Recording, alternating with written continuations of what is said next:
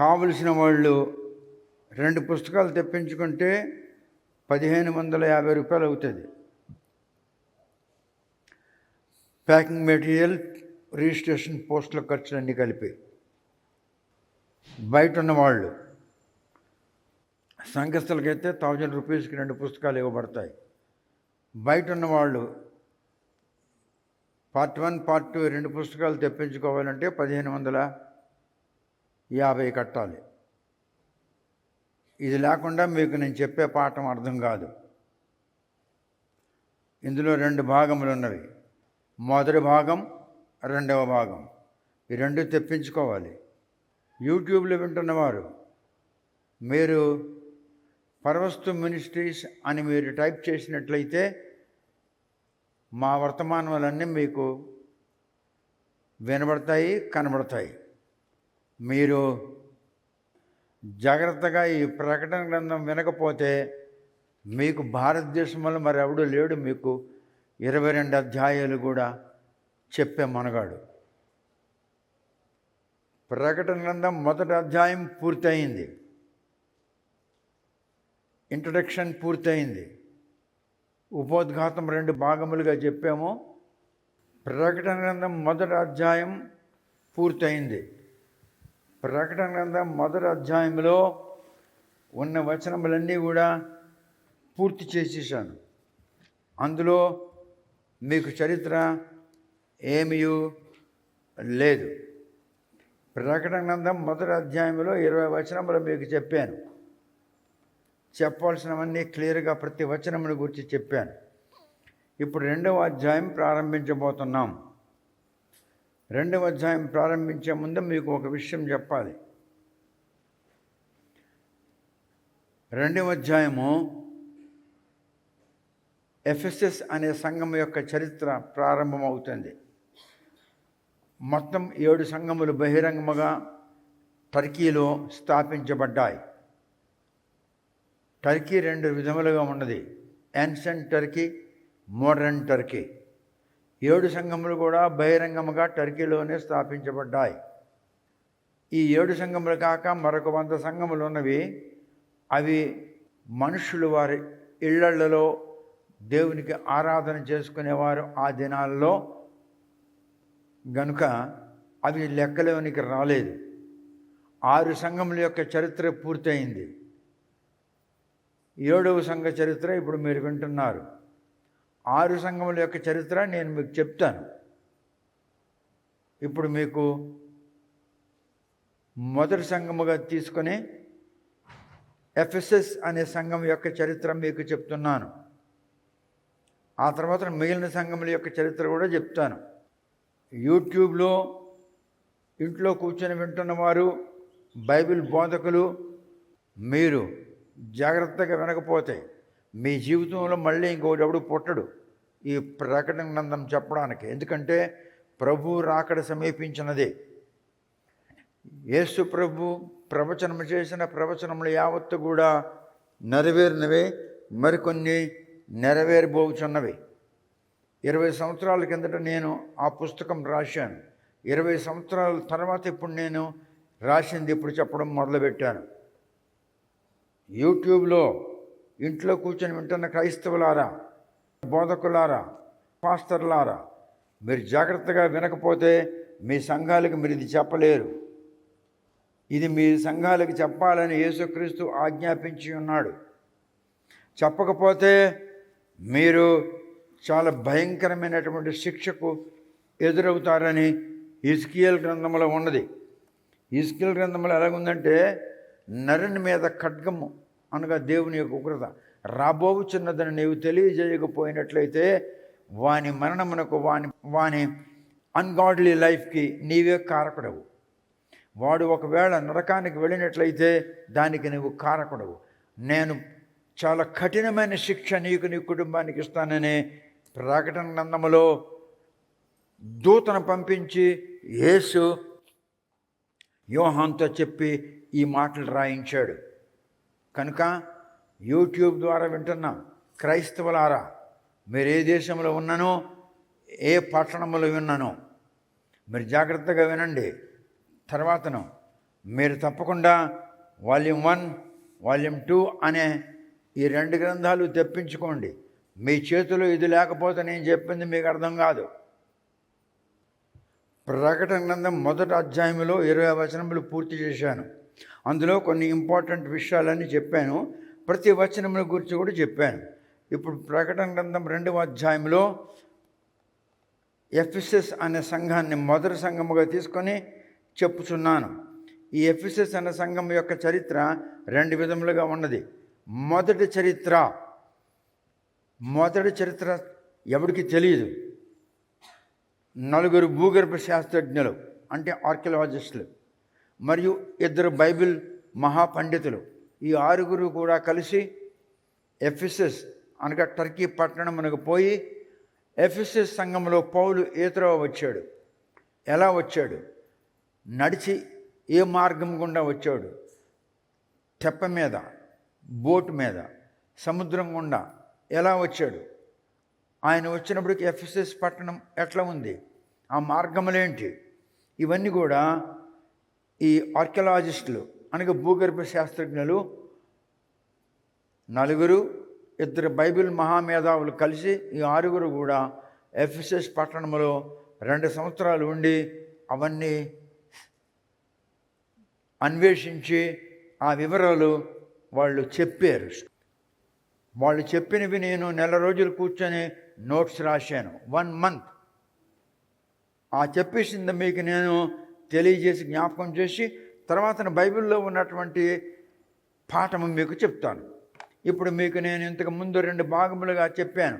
Ephesus సంఘ చరిత్ర మొదటి భాగం, ఎఫెసస్ సంఘ చరిత్ర 2వ భాగం అన్నది నేను మీకు కొంచెం జ్ఞాపకం చేస్తాను. జ్ఞాపకం చేశాక అప్పుడు నేను మళ్ళీ మీకు బైబిల్లో ఉన్నటువంటి విషయాలు బోధిస్తాను. జాగ్రత్తగా వినండి. ఒకసారి 2 చేతులు పైకెత్తి గట్టిగా దేవునికి స్తుతించండి. హల్లెలూయా. దేవునికి మహిమ, ఘనత, మహిమ ప్రభావములు ఆరోపించబడినట్లు ఆయనను ఘనపరచుదము.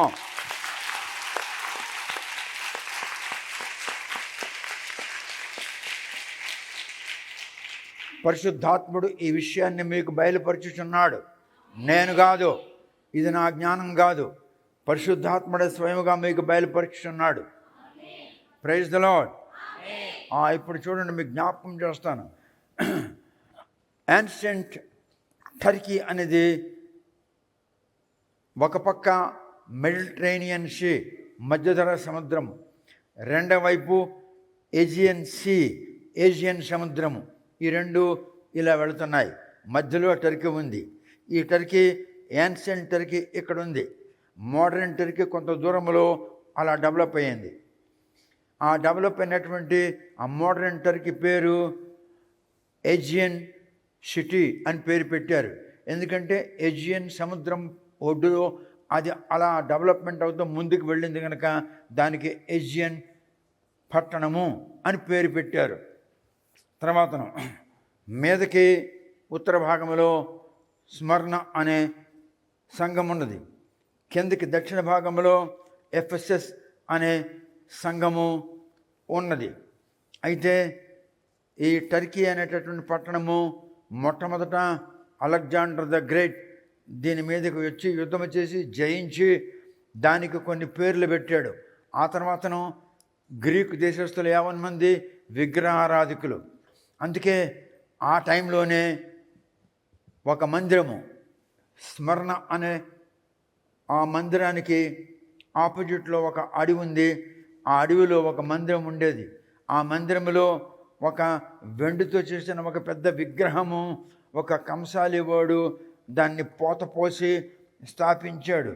ఆ మందిరం పేరు దియానా మందిరము లేదా ఆర్టెమిస్ మందిరము. దియానా లేక ఆర్టెమిస్ అని అన్నారు. మరి ఈ 2 పదములు, ఈ 2 పేర్లు దానికి ఉన్నాయి. ఆ విధముగా అట్లా వాళ్ళు ఆ మందిరంలో ఉన్నటువంటి ఆ బొమ్మను, ఈ ఆర్టెమిస్ అన్నటువంటి ఆ వెండి బొమ్మను వీళ్ళు సంవత్సరానికి ఒకసారి తీసుకొని వచ్చి పల్లకి మీద కూర్చోబెట్టి ఆ మీద నుండి, అంటే స్మరణ టెంపుల్ మీద నుండి అలా ఆ రోడ్డు మీద అలా కిందకి దక్షిణ వైపు దాన్ని ఊరేగిస్తుండేవారు. అప్పుడు దానికి హోలీ ప్రొసెషన్ అని పేరు పెట్టారు. ఆ మీద నుండి వాళ్ళు వస్తుండగా దానికి ప్రొసెషన్, హోలీ ప్రొసెషన్ అని పేరు పెట్టారు. అప్పుడు పల్లకి మీద ఆ అర్తమి అన్నటువంటి ఆ బొమ్మను, ఆ వెండితో పోత పోసిన బొమ్మను, లేక దియానా అనేటటువంటి పేరు గల ఆ వెండి బొమ్మను పల్లక మీద పెట్టి కూర్చొని ముందుకు తీసుకొచ్చి మళ్ళీ కింద నుండి మీదకి వెళ్ళేవారు. అప్పుడు అడవిలో ఉన్న ఆ మందిరములో ఆ బొమ్మను పెట్టేసేవారు. దానికి ఒక కంసాలివాడు దాన్ని పోత పోసాడు. పోత పోసి ఇది దేవత, ఇది దియానా దేవత, ఇది ఆర్టెమిస్ దేవత అని దానికి పేరు పెట్టాడు. ఆ దేవతను పూజించడానికి చాలామంది వచ్చేవారు. ఎందుకంటే అలెగ్జాండర్ ద గ్రేట్ గ్రీక్ దేశస్థుడు. వాళ్ళు బొమ్మలను పూజ చేసే విధవలు కనుక ఆ బొమ్మని ఒక ప్రత్యేకముగా ఏర్పరిచి దాని పూజ మీద, దాని యొక్క ఊరేగింపు మీద శ్రద్ధ తీసుకున్నారు. ఎవరు? గ్రీకు దేశస్థులు. ఆ గ్రీకు దేశస్థుల పరిపాలన తర్వాతను సన్నగిలిపోయింది. అప్పుడు క్రీస్తు పూర్వము 133వ సంవత్సరంలో రోమా దేశస్థులు ఆ ఏన్షియంట్ టర్కీని వారి పరిపాలనలో తీసుకున్నారు. వారి పరిపాలనలో తీసుకున్నప్పుడు వీళ్ళు చూశారు, వీళ్ళు పూజిస్తున్న ఈ అర్తమి దేవతను లేదా ఆర్టెమిస్ దేవతను లేదా ఈ దియానా దేవతను మనం కొద్దిగా శ్రద్ధ తీసుకుని దీని డెవలప్మెంట్ కొరకు ఆలోచన చేద్దామని ఆలోచన చేశారు. ఎందుకంటే మనుషుల యొక్క దయకు పాత్రులైనప్పుడు రాజకీయం వర్ధిల్లుతుంది. మనుషుల దయకు పాత్రులు కాకపోతే రాజకీయం వర్ధిల్లదు. అది రాజకీయం, దట్ ఈజ్ పాలిటిక్స్. ఇప్పుడు రోమియోల పరిపాలనలో అది వచ్చింది. రోమియోలు దానికి క్రీస్తు పూర్వం 133లో దాన్ని తీసుకున్నారు. తీసుకుని దానికి బాగా డెవలప్ చేశారు. దానికి బాగా డెవలప్ చేసిన తర్వాతను అప్పుడు ఆ టైంలో మరొక టర్కీ ప్రారంభమైంది. దానికి మోడర్న్ టర్కీ అని పేరు వచ్చింది. ఇది ఏజియన్ సముద్రం ఒడ్డులో అలా ముందుకు సాగిపోతుంది. బాగా డెవలప్మెంట్ అవుతుంది. ఎలక్ట్రానిక్స్లో మరియు రకరకాలైన టెక్నాలజీలో మరియు బిల్డింగ్స్ నిర్మాణంలో మరియు షాప్స్ నిర్మాణంలో ఈ విధముగా అది ఆధునిక టర్కీ ఒకటి డెవలప్ అవుతున్నది. దాని పేరు ఏజియన్ సిటీ అని పేరు పెట్టారు. అంతకు పూర్వం ఈ మోడర్న్ సిటీ కాకముందు ఈ ఏన్షియంట్ టర్కీకి ఒక పేరు ఉండెను. ఆ పేరు ఏమిటంటే అపోస్తలిక్ సిటీ అని పేరు పెట్టారు. అంటే అపోస్తలుడైన పౌలు వచ్చి అక్కడ తన సేవ ప్రారంభించినందుకు అపోస్తలిక్ సిటీ అని పేరు పెట్టారు. ఆ తర్వాత రోమియోలు వచ్చినప్పుడు వాళ్ళు చూశారు ఈ జాన్ అనేటటువంటి అపోస్తలుడు మరి పత్మస్లో అక్కడి నుంచి ఒక 250 కిలోమీటర్ల ముందుకెళితే అప్పుడు పద్మస్ అనే దీవి వస్తుంది. ఆ దీవిలో ఈయన కూర్చొని దేవుని దర్శనం చూసి వచ్చి ఇక్కడ ఎఫెసస్లో కూర్చొని ఈ సంఘ చరిత్ర ప్రకటన రాశాడు కనుక వాని పేరున మనము ఒక చర్చ్ నిర్మాణం చేద్దాం అని రోమియోలు ఆలోచన చేసుకొని సెయింట్ జాన్స్ బెసిలికా అనే పేరుతో ఒక చర్చ్ నిర్మాణం చేశారు. ఇవన్నీ మీకు చెప్పిస్తున్నాను, జ్ఞాపకం చేస్తున్నాను. సెయింట్ జాన్ బెసిలికా అనే పేరుతో చర్చ్ నిర్మించారు. ఇక తర్వాతను అలెగ్జాండర్ ద గ్రేట్, వాడు గ్రీసు దేశస్థుడు కనుక దియానా అని పేరు పెట్టాడు. తర్వాతను ఆర్టెమిస్ అని ఇంకొక పేరు పెట్టారు. అది కూడా వాళ్ళు పెట్టిందే. హోలీ ప్రొసెషన్ మీద నుండి కిందకు వస్తుండగా కింద నుండి గుర్రపు బళ్ళు మీదకి వెళ్తున్నప్పుడు రోడ్డు చాలా ఇరుకుగా ఉంది. అప్పుడు రోమియోలు చూశారు, ఈ రోడ్డుకి మనం వెడల్పు చేద్దాం. వెడల్పు చేస్తే మన ప్రొసెషన్ అట్లా కిందకు వస్తుంటే ఇటు నుండి వెళ్ళేవాళ్ళు ఈ పక్క నుండి వెళ్ళిపోవాలి అని చెప్పి దాన్ని వెడల్పు చేశారు. అప్పుడే 95 ADలో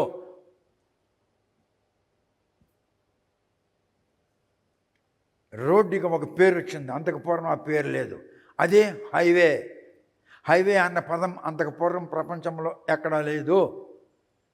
అప్పటి నుంచి స్టార్ట్ అయింది. ఇప్పుడు ఇది హోలీ హైవే అని దానికి పేరు పెట్టారు రోమియోలు. అక్కడ నుంచి వాళ్ళు పల్లకి మీద ప్రొసెషన్ వస్తుండగా ఇటు నుండి గుర్రబళ్ళి మీద ఈ ప్రక్క నుండి వాళ్ళు వెళ్ళిపోతుండేవారు, వస్తుండేవారు.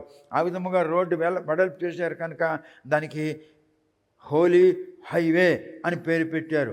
అంతకు పూర్వము పౌలు వచ్చి స్థాపించినందులకు, దేవుని యొక్క సువార్త ప్రకటించుచున్నందులకు యాన్షియంట్ టర్కీకి పేరు ఎపెసిలిక్ సిటీ అని పేరు పెట్టారు. ఎపెసిలిక్ సిటీ అందనండి, ఎపెసిలిక్ సిటీ. ఆ ఎపెసిలిక్ సిటీ పౌలు ద్వారా ప్రారంభమైంది. ఆ తర్వాతను రోమియోలు సెయింట్ జాన్ బెసిలికా అనే పేరుతో ఒక చర్చ్ కట్టారు. ఆ చర్చ్ కట్టి ఆ చర్చిలో జనములు రావాలని వాళ్ళు ఏర్పాటు చేశారు. ప్రారంభంలో రక్షణ యూదులది, కేవలం యూదుల కొరకే రక్షణ కనుక యూదులు మాత్రమే జాన్ బెసిలికా అన్నటువంటి చర్చికి వెళ్తుండేవారు, ఇంకెవరు వెళ్ళేవారు కారు. ఎప్పుడైతే పౌలు వచ్చాడో, వచ్చి మరి ఈయన అక్కడికి దూరడానికి కొంచెం కష్టమైంది. ఎందుకంటే వాళ్ళు కేవలం యూదులు మాత్రమే జాన్ బెసిలికాలో వాళ్ళు ఉండేవారు. ఈయన వెళ్ళడానికి కొంచెం కష్టమైంది. అందుకు ఈయన ఒక హాలు అద్దెకు తీసుకున్నాడు. అద్దెకు తీసుకొని అందులో ఆయన సువార్త ప్రకటించడం మొదలుపెట్టాడు, సువార్త చెప్పడం మొదలుపెట్టాడు. The city was famous as the neokoros temple keepers దాన్ని జాగ్రత్తగా డెవలప్ చేశారు కనుక. నియోకారస్ అనగా ఇది గ్రీక్ భాష. నియోకారస్ అంటే అర్థం ఏంటంటే గ్రీకులో, ఇంగ్లీష్లో మందిర విషయములను కనుగొని దానిని డెవలప్ చేసేవారు. అంటే the servants of the temple works అని అర్థం. The servants of the temple works, మందిర పనుల యొక్క వివరములను చూచువాడికి గ్రీక్ భాషలో నియోకారస్ అని అన్నారు. Neokoros is not an English word. దాని అర్థము మందిరం యొక్క, అర్తమిస్ మందిరం యొక్క బాగోగులు చూస్తుండేవారు. ఇప్పుడు ఉదాహరణకి వెంకటగిరి రాజులు కొండ మీద ఉండేవారు. ఆ వెంకటగిరి రాజుల వంశంలోనే హంపి విజయనగర సామ్రాజ్యమును పరిపాలించినటువంటి శ్రీకృష్ణదేవరాయలు పుట్టాడు. వాళ్ళ వంశము వెంకటగిరి రాజుల వంశము. వెంకటగిరి రాజుల్లో ఒక రాజు ఒక బండని తీసుకొచ్చి చెక్కించాడు. హైదరాబాద్లో నందమూరి తారక రామారావు ఏ విధముగా ఒక బండను తీసుకొచ్చి చెక్కించి మీకు అక్కడ నదిలో బుద్ధుని యొక్క బొమ్మను నిలబెట్టించాడో, అలాగే వెంకటగిరి రాజులు ఒక నలజనపరాయని చెక్కించి అక్కడ దాన్ని స్థాపించారు ఆ కొండ మీద. వాళ్ళు వెంకటగిరి రాజులు కనుక వెంకట అన్నటువంటి పేరుతో అది స్థాపించబడింది. అంతకు పూర్వం వెంకటేశ్వర అన్నటువంటి టెంపుల్ లేదు. దాని స్థాపకులు వెంకటగిరి రాజులు. అలాగే ఈ ఆర్టెమిస్ దేవాలయము అనగా ఈ దియానా అన్నటువంటి దేవాలయమును వాళ్ళు చక్కబెడుతుండేవారు, చూస్తుండేవారు, డెవలప్ చేస్తుండేవారు, మెయింటైన్ చేస్తుండేవారు. వారికి నియోకారస్ అని పేరు. ఆర్టెమిస్ టెంపుల్ 127 స్తంభముల మీద కట్టున్నారు. 127 స్తంభముల మీద కట్టున్నారు. తర్వాతను సివిల్ అథారిటీకి ఏమని ఆజ్ఞాపించారంటే, రోమియోలు ఎవడైనాను వచ్చి ఇక్కడ మా ఆరాధనలో పాల్గొనకపోతే వాడికి కఠినమైన శిక్ష విధించాలి అని చెప్పారు. అని చెప్పి వాళ్ళు ఒక రూల్ పాస్ చేయగా ఎఫెసస్లో మొత్తం ఆ రూల్ అంతా కూడా విస్తరించింది. ఒక సైరన్ మోగేది. ఆ సైరన్ మోగినప్పటికీ వీళ్ళంతా కూడా వెళ్ళి అక్కడ వాళ్ళ దేవుణ్ణి ఆరాధించేయాలి. రోమియోలకు గ్రహములు దేవుళ్ళు, 7 గ్రహములు, వాటికి ఉన్నటువంటి ఉపగ్రహములు, గ్రహములే రోమియోలకు దేవుళ్ళు. కనుక రోమియోలు వాళ్ళ గ్రహ పూజ విస్తరింపజేయడానికి ఈ ఆజ్ఞ ఏర్పాటు చేశారు. పౌలు 3 సార్లు ప్రయాణం చేశాడు. ఎక్కడికి? ఎఫెసస్కి. ఒకసారి సముద్రం మీద, ఒకసారి కాలినటకన, మరొకసారి మళ్ళా సముద్రం మీద.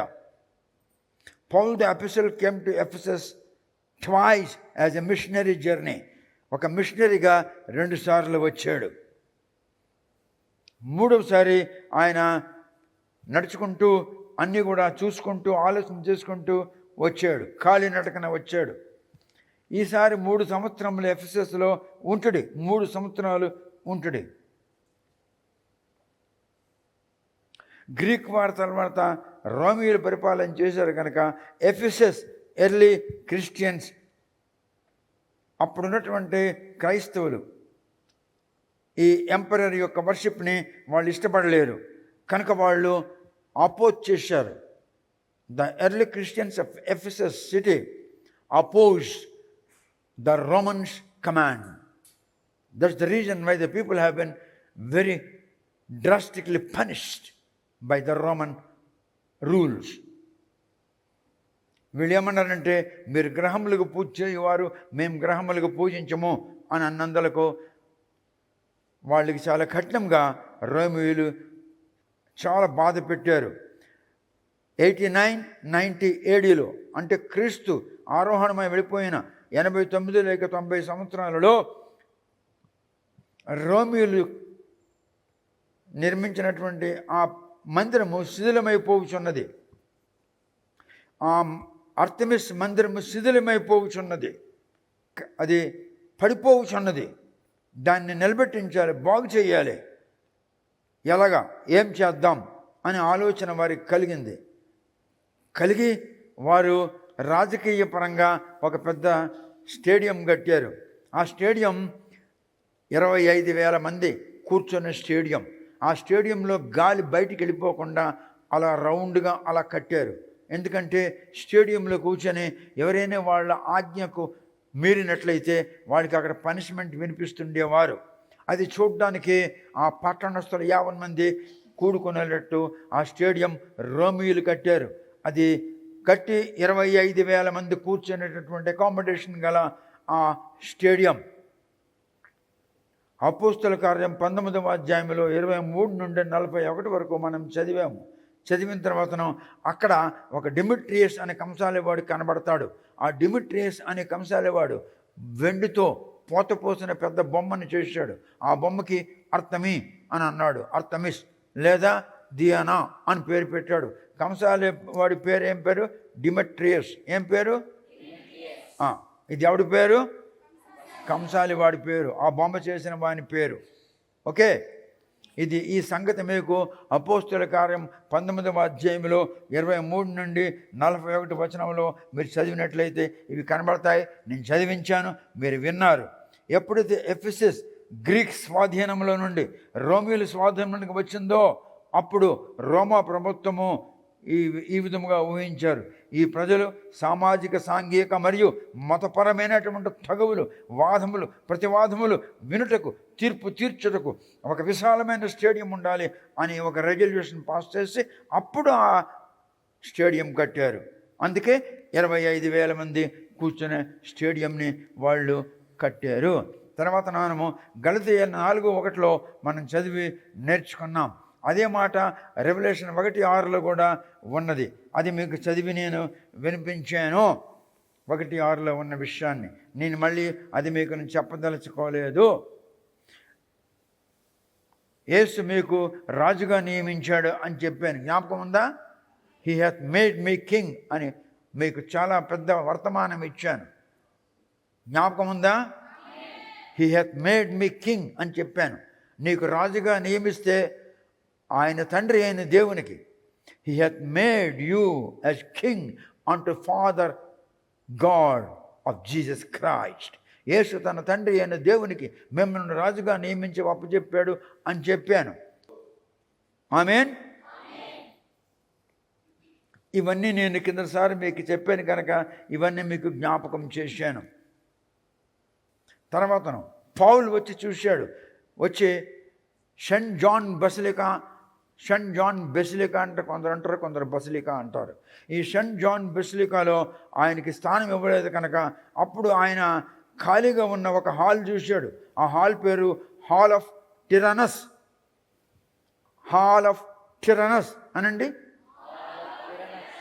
టిరనస్ అనగా క్రూరమైన, నిర్దయాత్మకమైన, దౌర్జన్యముతో కూడిన అని అర్థం. ఈ టిరనస్ హాల్లో స్టేడియం కట్టకముందు ఈ రోమియోలు ఎవరైతే వాళ్ళు సైరన్ మోగినప్పుడు ఆ గ్రహములకు, ఉపగ్రహములకు వీరు పూజ చేయరో వాళ్ళని తీసుకొచ్చి ఈ టిరనస్ అనే హాల్లో నిలబెట్టించి జనములను పిలిపించి వాళ్ళ ఎదురుగుండా శిక్ష విధించేవారు. అందుకే టిరనస్ హాల్ అని దాని పేరు. టిరనస్ అనగా నిర్దయాత్మకమైన, క్రూరమైన అని అర్థమైంది. టిరనస్ అంటే ఆ టిరనస్ హాల్ అప్పుడు క్షీణించిపోయింది.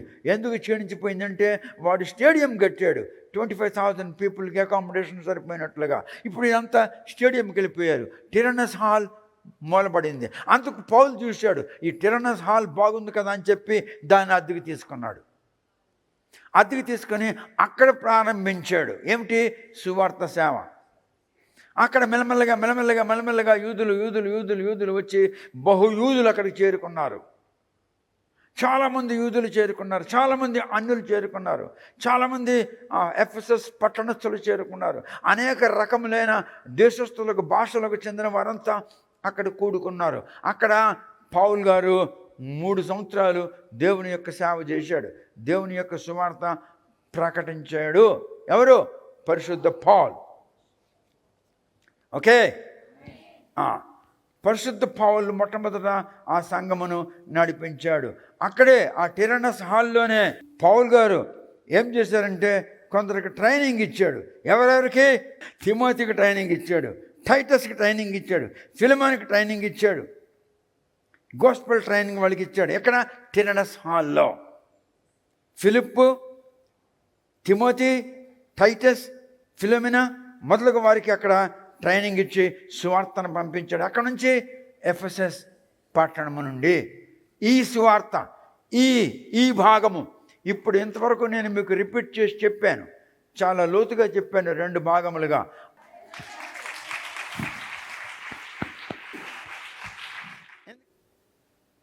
ఇవి ఆర్కియాలజిస్టులు, 4 భూగర్భ శాస్త్రజ్ఞులు, 2 బైబిల్ మహాపండితులు.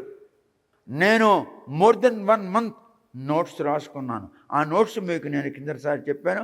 మొదటి భాగం, 2వ భాగం.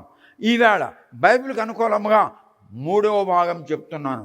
దీన్ని ఎఫెసస్ అనేటటువంటి పట్టణమును గురించి, ఎఫెసస్ అనే పట్టణంలో ఉన్న క్రీస్తు సంఘమును గురించి. అర్థమైందా? దేవునికి ఘనపరచండి,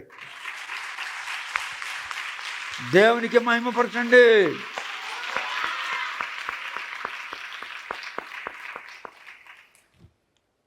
అలెగ్జాండర్ ద గ్రేట్ కళ్ళు ఎందుకు పడ్డాయంటే మీద నుండి, ఉత్తర భాగం నుండి దక్షిణ భాగం వస్తుండగా ఎఫెసస్ అనేటటువంటిది మెడిటరేనియన్ సీ ఒడ్డున ఉంది. అలాగే స్మరణ అనే టెంపుల్ కూడా మెడిటరేనియన్ సీ ఒడ్డులోనే ఉంది. అది ఉత్తరంలో ఉంది, ఇది దక్షిణంలో ఉంది. దక్షిణం నుండి పడమట వైపు వెళితే అక్కడ ఒక గేట్ కనబడుతుంది, చాలా పెద్ద గేట్ కనబడుతుంది. ఆ గేట్లో నుంచి కొంచెం ముందుకు వెళితే ఒక పెద్ద సీ పోర్ట్ కనబడుతుంది. అంటే సముద్ర వ్యాపారములు చేయుటకు పెద్ద హార్బర్ అక్కడ కనబడుతుంది. ఆ హార్బర్ని బట్టి ఇక్కడ వ్యాపారం కేంద్రముగా పెట్టవచ్చు, వ్యాపారము చాలా విస్తరిస్తుంది, ఇక్కడ హార్బర్ ఉంది, బాగుంది అని వాడు కళ్ళు పడి దీన్ని జయించి ఏజియన్ పట్టణమును కట్టించాడు, దీన్ని వదిలేశాడు. ఇప్పుడు అవి శిథిలమైపోతున్నాయి. Ancient Ephesus శిథిలమైపోతుంది. అప్పుడు ఇజ్రాయేలీలు దాన్ని తీసుకున్నారు, దానికి మెయింటెనెన్స్ చేయడం మొదలుపెట్టారు. పిల్లర్లు పడిపోతున్నాయి, రోడ్ల మీద, రోడ్డు ఇరుప్రకారమైన పెద్ద పెద్ద కాలమ్స్ పడిపోతున్నాయి. గోడల మీద ఆడవాళ్ళు, మగవాళ్ళు ఖర్జూరపు మట్టలు పట్టుకొని వాళ్ళు ఈ విధముగా దేవునికి ఆరాధిస్తున్నట్లుగా గోడ మీద బొమ్మలు చిత్రీకరించబడ్డాయి. గోడ మీద చిత్రీకరించబడిన ఆ బొమ్మలను బట్టి అప్పుడు అర్థమైంది ఏమని, ఇక్కడ యేసుని వాళ్ళు ఖర్జూరపు మట్టలు పట్టుకొని దేవునికి ఆరాధించేవారు అని అర్థమైంది. ఇవి గోడ మీద చెక్కబడిన బొమ్మలను బట్టి అర్థమైంది. ఇది మీకు పుస్తకాల్లో లేవు, బైబిల్లో లేదు. అవి నేను మీకు చెప్పుచున్నాను. మీరు చాలా గ్రేట్ పీపుల్. ఎందుకంటే పరిశుద్ధాత్ముడు ఎవడు మీకు చెప్పలేకపోయినా ఈ 2 భాగములు చెప్పాడు. ఎఫెసస్ సంఘ చరిత్ర పార్ట్ 1 అండ్ పార్ట్ 2. ఈవేళ మీరు వినబోతుంది పార్ట్ 3 అకార్డింగ్ టు బైబిల్. ఇప్పుడు మీరు ఇంతకు పూర్వమంతా విన్నది according to invention by the archaeologist. అర్థమైందే? భూగర్భ శాస్త్రజ్ఞులు కనుగొనిన వివరములను మీకు నేను చెప్పాను. ఇప్పుడు బైబిల్కి అనుకూలంగా ఉన్నటువంటి మాటలు చెప్పబోతున్నాను. ఈవేళ పాఠము ఎఫెసస్ సంఘ చరిత్ర పార్ట్ 3. ఇప్పుడు మీకు పార్ట్ 3 నేను చెప్పబోతున్నాను. దయచేసి వినండి.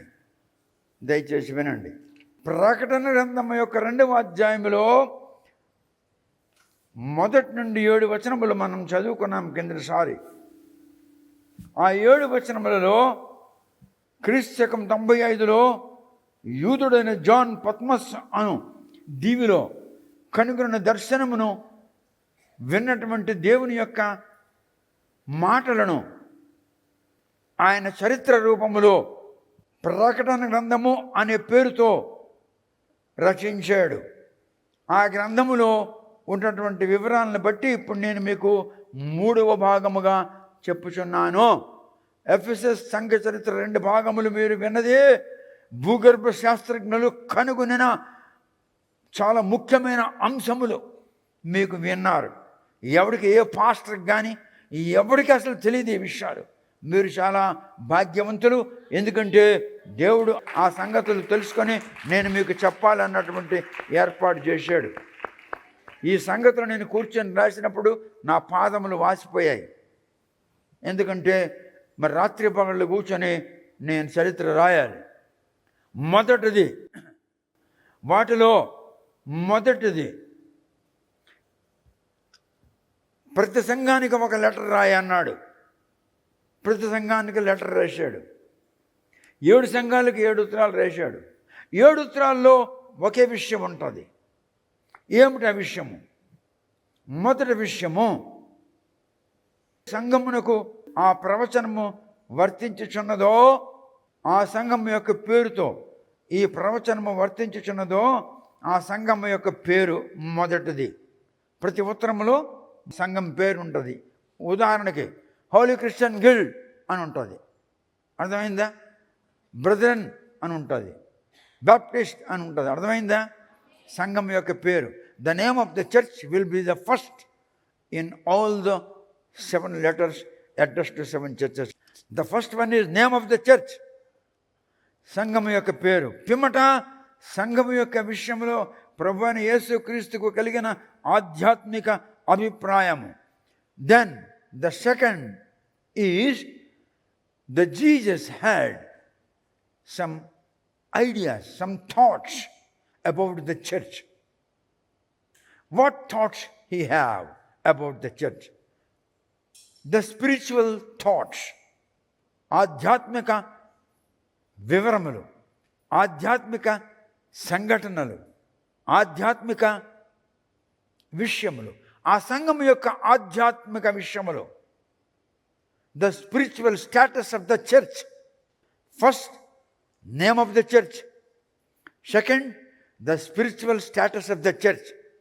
These 2 items will be in every letter, in all the 7 letters addressed to all the 7 churches. అర్థమవుతుందా? 7 సంఘములకు 7 ఉత్తరములు రాస్తారు. ప్రతి ఉత్తరములో సంఘం పేరు ఉంటుంది. తర్వాతను ఆ సంఘము యొక్క ఆధ్యాత్మిక స్థితి.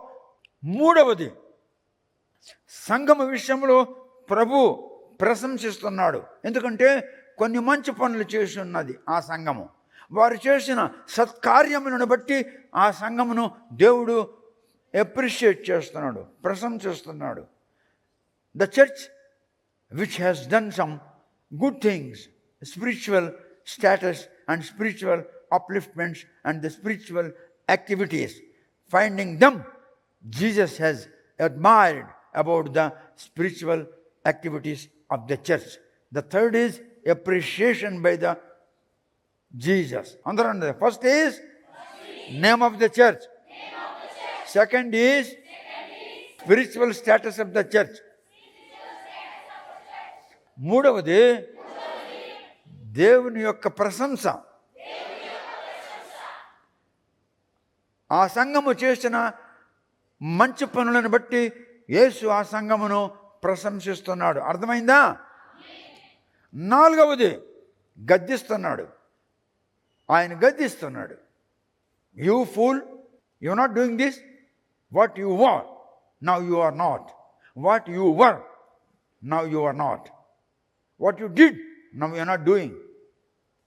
The wrath of the Lord shall be the fourth one.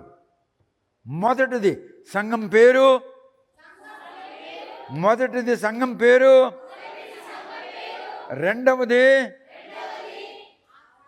ఆ సంఘం యొక్క ఆధ్యాత్మిక స్థితి. మూడవది దేవుని యొక్క ప్రశంస. నాలుగవది గద్దింపు. ఐదవది వార్నింగ్. వార్నింగ్. ఆరవది ప్రామిస్ ఆఫ్ ద జీసస్. ఈ ఆరు ప్రతి లెటర్లో ఉంటాయి. ఈ ఆరు ప్రతి సంఘానికి వర్తిస్తాయి. నువ్వు బాప్టిస్ట్ సంఘం, హెబ్రోన్ సంఘం, పెంటెకోస్ట్ సంఘం, లూథరన్ సంఘం, మెథడిస్ట్ సంఘం, ఎనీ సంఘం యు మే బి, ప్రతి సంఘానికి ఈ ఆరు వర్తిస్తాయి. సంఘం పేరు, ఆ సంఘం యొక్క ఆధ్యాత్మిక స్థితి ఎలాగున్నదో దాన్ని దేవుడు పరీక్షించి ఆలోచన చేస్తుంటాడు. మూడవది సంఘం విషయంలో పొగడత, ప్రశంస. మంచి పనులు చేస్తే దేవుడు నిన్ను ప్రశంసిస్తాడు. నాలుగవది ఆయన గద్దింపు. ఐదవది వార్నింగ్. ఆరవది ప్రామిస్. ఈ ఆరు కూడా ప్రతి సంఘానికి వర్తిస్తాయి. మీకు కూడా హోలీ క్రిస్టియన్ గిల్డ్ అని అంటాడు. హైదరాబాద్లో ఉన్న హోలీ క్రిస్టియన్ గిల్డ్ అని అంటాడు. మీరు ఆధ్యాత్మికంగా వెనుకబడి ఉన్నారు. ఇంతకు పూర్వము మీరు ఉన్నట్లుగా ఇప్పుడు ఆధ్యాత్మిక స్థితిలో లేరు. నువ్వెవడవైనాను. మూడవది ప్రభువు నువ్వు మంచి పనులు చేస్తే నిన్ను ప్రశంసిస్తాడు. నాలుగవది ఆయన నీకు గద్దిస్తాడు, నువ్వు చెడ్డ పనులు చేస్తున్నావు కనుక. ఐదవది కఠినముగా నీకు వార్నింగ్ ఇస్తాడు. జాగ్రత్త సుమే, గద్దించినప్పుడు నువ్వు లోపడకపోతే జాగ్రత్త సుమే, భుజిపర్లు ఒడియాలకు. ఆరవది నువ్వు మారు మనసు పొంది ఆయన చెప్పిన పనులకు అనుకూలముగా, if you do it according to the instructions of the god, then he shall promise you. Okay? ఆరు విషయములు ప్రతి సంఘానికి వర్తిస్తాయి. ఇండియా కాదు, ప్రపంచంలో ఉన్న ప్రతి సంఘానికి ఈ ఆరు విషయాలు వర్తిస్తాయి. Now I'm talking about the third part of the history of Ephesus church. Now I am explaining you the third part of church called Ephesus church. Ephesus లో ఉన్న సంఘమునకు ఇలాగ రాయము. Ephesus, what Ephesus? Ephesus is a destination. What Hyderabad? Hyderabad is a destination. What Secunderabad? Secunderabad is a destination. What Bombay is a destination. What Calcutta is a destination. Is it clear? Ephesus, destination. Ephesus లో ఉన్న సంఘమునకు ఇలాగు రాయము. Write this letter to the church located, established in Ephesus city. Jesus said to an angel, angel has come to Patmos, and angel is speaking to John the apostle. Jesus spoke to angel angel came to Patmos and he is giving the lecture, whatever the angel heard from Jesus. So, directly or indirectly, Jesus is the author of book of Revelation. యేసు క్రీస్తు పుస్తకం అంటే ఏం పుస్తకం? ప్రకటన గ్రంథం యొక్క పుస్తకం యొక్క ఆథర్ ఎవరు? Jesus Christ. Angel was only a mediator between Jesus and the Apostle John. ఇప్పుడు చూడు, చదువురా, మొదటి వచనం చదువురా. 2వ అధ్యాయంలో మొదటి వచనం. According to Bible, I'm not preaching. ఎఫెసులో ఉన్న సంఘపు దూతకు ఇలాగు వ్రాయము. Write a letter to the angel of the Ephesus church. Who is angel of the church? సంఘం యొక్క దూత ఎవడు? పాస్టర్. సంఘం చెడిపోవడానికి పాస్టర్ కారణం. సంఘం బాగవ్వడానికి పాస్టర్ కారణం. సంఘము జ్ఞానములో ఎదగలేదు, సంఘం యొక్క దూత రెస్పాన్సిబుల్. Pastor is responsible. దేవుని యొక్క కృపలో ఎదుగుట నేర్పించండి. The grace of God is in Jesus and Jesus is almighty God. His God is dwelling in him, he is dwelling in him. They both are dwelling in each other. యేసుక్రీస్తులో సర్వజ్ఞానములు ఉన్నవి, యేసుక్రీస్తులో దేవుని కృప ఉన్నది, యేసుక్రీస్తులో రక్షణ పరిత్రాణము ఉన్నది. అందుకో యూట్యూబ్లో వింటున్న బైబిల్ బోధకులారా, సంఘాలకు బోధించండి, సంఘాలకు బోధించండి. ఈ మాటలు పీటర్ రాసిన పత్రికలు కూడా ఉన్నవి. రక్షకుడైన క్రీస్తు యేసు జ్ఞానమందును దేవుని కృపయందును ఎదుగు. మీకు చూపించాను వాక్యం. You got to grow in the knowledge of Lord Jesus Christ and in the grace of God. Both of them are in Lord Jesus. చదువు, 1వ వచనం చదువు. ఎఫెసులో ఉన్న సంఘపు దూతకు ఇలాగు వ్రాయము. 7 నక్షత్రములు తన కుడి చేత పట్టుకొని 7 దీపస్తంభముల మధ్య సంచరించువాడు చెప్పు సంగతులు ఏమనగా, 7 దీపస్తంభములు. అదిగో దీపస్తంభములు. 1 2 3 4 5 6 7 7 దీపస్తంభములు ఉన్నవి. ఆ దీపము స్తంభముల యొక్క మధ్యలో ఇటు అటు నడుస్తూ ఉన్నాడు ఒకడు. ఆయన చేతిలో 7 నక్షత్రములు ఉన్నవి. Unto the angel of the church of Ephesus write these things, saith he that holdeth the 7 stars in his right hand. కుడి చేతిలో 7 నక్షత్రములు పట్టుకుని ఉన్నాడు. Who walketh in the midst of the 7 golden candlesticks. 7 బంగారపు దీపవృక్షముల మధ్య 7 నక్షత్రములను చేత పట్టుకుని ఇలా నడుస్తూ చెప్పుచున్నవాడి సంగతులు ఏమంటే అని చెప్పు రాయు అని అన్నాడు. మళ్ళీ చదువుతాడు, విను. ఎఫెసులో ఉన్న సంఘపు దూతకు ఇలాగు వ్రాయము. 7 నక్షత్రములు తన కుడి చేత పట్టుకొని 7 దీపస్తంభముల మధ్య సంచరించువాడు చెప్పు సంగతులు ఏవనగా, నీ క్రియలను, నీ కష్టమును, నీ సహనమును నేను ఎరుగుదును. I know your activities.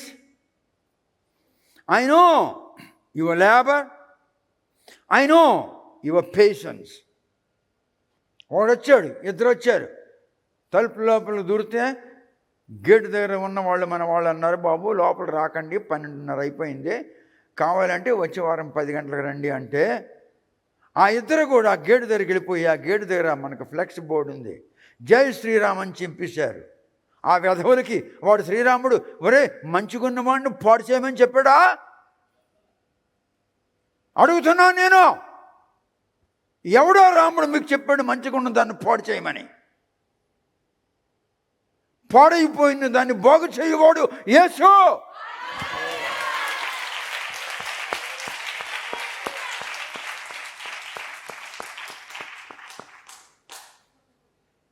ఎవడా నీకు చెప్పాడు మంచిగున్న దాన్ని చింపేయమని?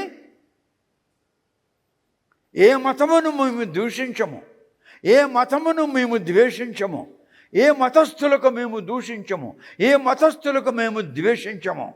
అందరిని మేము ప్రేమిస్తున్నాం, ఎందుకంటే యేసు ప్రేమ అయ్యున్నాడు. Jesus is love. We have been taught about the love. We must love one another.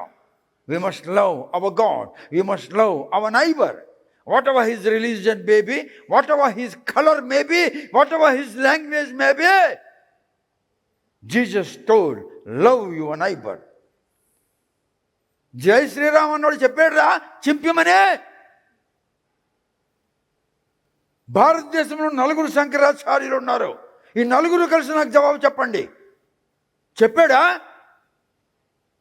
మంచిగున్న దాన్ని పాడు చేయమని? మా దేవుడు పాడైపోయిందని బాగు చేయండి అని చెప్పాడు.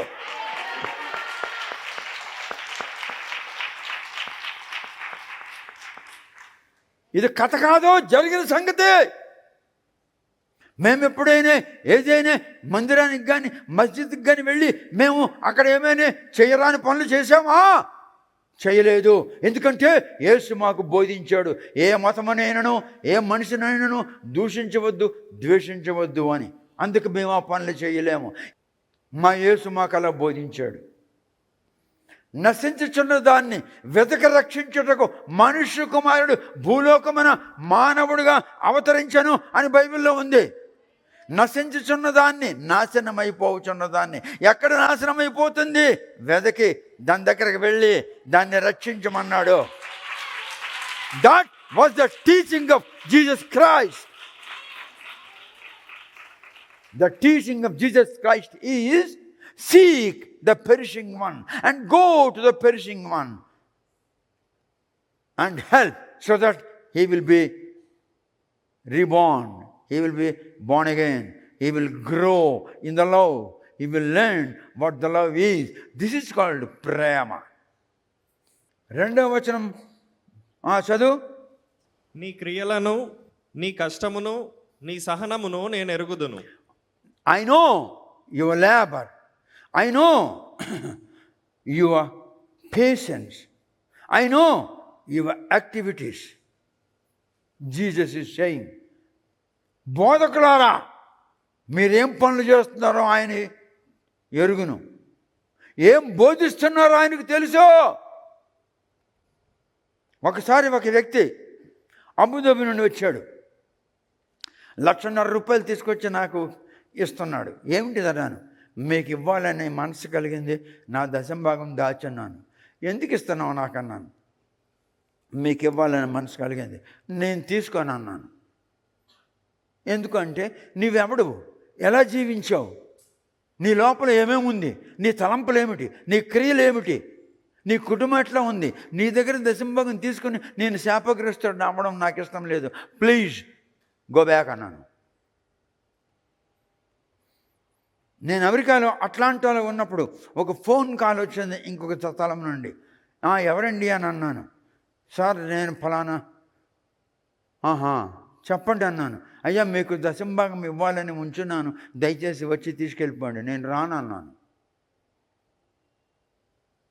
అప్పుడు నేను కాకర్లమూడి, రవి కాకర్లమూడి ఇంట్లో ఉంటున్నాయి. నేను I cannot go, I'm sorry, మీ దశంభాగం ఇంకొకటికైనా ఇవ్వండి, నేను రాలేనన్నాను. అలాంటి పాస్టర్ ఇండియాలో ఉన్నాడు ఎవడైనా? నేనే, ఇంకొకటి లేడు.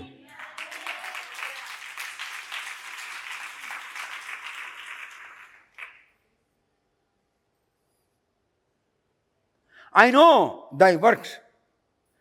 నీవేమేం పనులు చేస్తున్నావో అవన్నీ దేవునికి తెలుసు రే. I know thy patience. నువ్వెంత ఓర్పు, నువ్వు ఎంత సహనమో కలిగి ఉన్నావో నేను ఎరుగుదును. చెడ్డవి, మంచివి కానివి, దేవుని దృష్టిలో హేయమైనవి, దేవుని దృష్టిలో అపరాధములైన వాటిని నీవు తిరస్కరించావు. చాలా మంచి పని చేశావు. అపోస్తలులు కాకుండానే మేము అపోస్తలులు అని చెప్పుకుంటున్నారు. చదువు.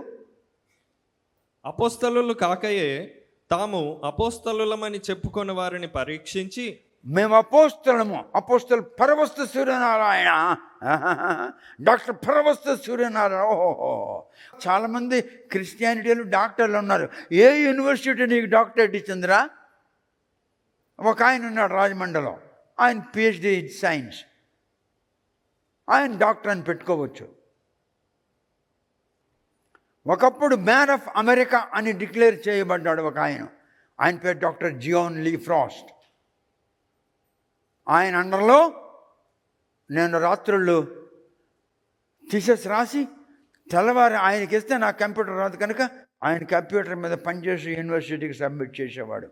టెలార్ యూనివర్సిటీ, ఫోర్ట్ విన్ పట్టణం, ఇండియానా రాష్ట్రం, నార్త్ అమెరికా. ఆయన నా కొరకు పనిచేసేవాడు. ఆయన నాకు అనేవాడు, నీ హోంవర్క్ నేను చేస్తానని చెప్పేవాడు. నాకు కంప్యూటర్స్ రాదు.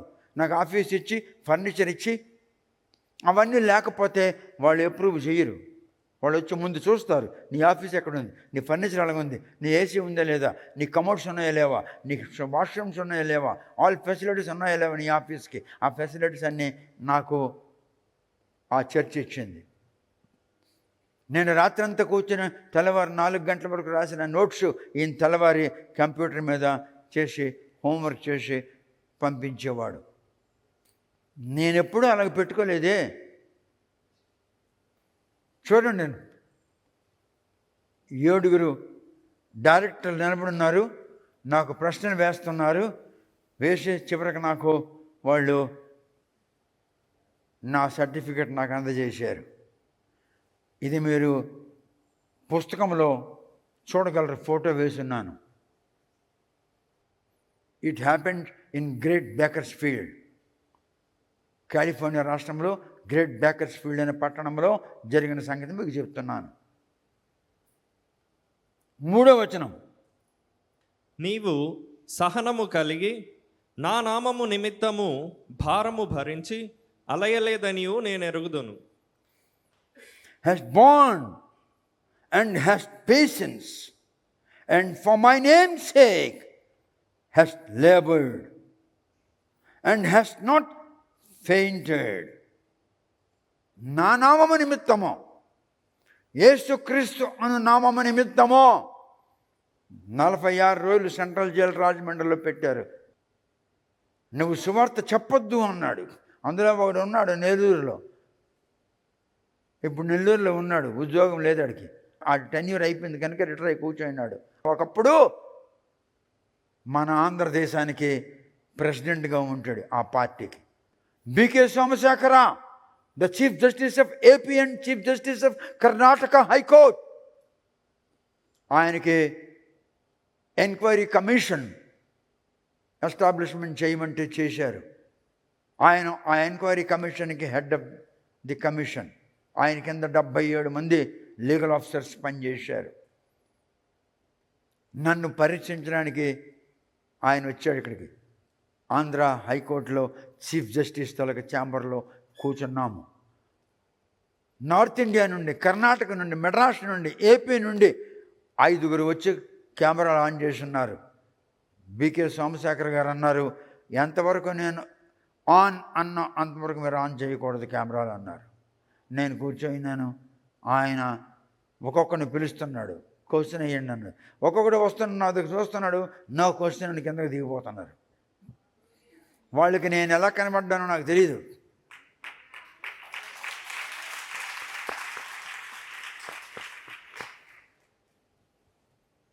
గ్రూప్ 1 ఆఫీసర్ ఇప్పుడు కడపలో ఉన్నాడు, డిస్ట్రిక్ట్ ఎంప్లాయ్మెంట్ ఆఫీసర్గా, ఏ సురేష్ కుమార్. ఆ వేళ అక్కడ ఉంటుంది ఆ ఛాంబర్లో. ఒక్కొక్కడు మెదిగెక్కి నా దగ్గర చూసి నో క్వశ్చన్ అని దిగిపోతున్నారు. సోమశేఖర్ గారికి కోపం వచ్చింది. ఒరే, మీకు నో క్వశ్చన్ అనడానికి స్పెషల్ ప్లేట్లు తీసుకొచ్చాను రా అని కోపగించుకున్నాడు. ఒక సంస్కృత విద్వాంసుని పిలిపించాడు. ఆయన చెప్పింది రాంగ్ అని ప్రూఫ్ చెయ్యన్నాడు. వాడు ఏం మాట్లాడలేదు, కిందకి దిగిపోయాడు. ఎవరో ఒక పీఠాధిపతో మఠాధిపతో నాకు తెలియదు, కాషాయ వస్త్రాలు ఆ లోపల ఉన్నాయి. రుద్రాక్షమాలలు గట్రా ఉన్నాయి. ఆయనకి అడిగాడు, prove that he is saying wrong. ఆయన అన్నాడు, సత్యాన్ని నేను అసత్యం అని ఎట్లా చెప్పగలనండి అన్నాడు, దిగిపోయాడు.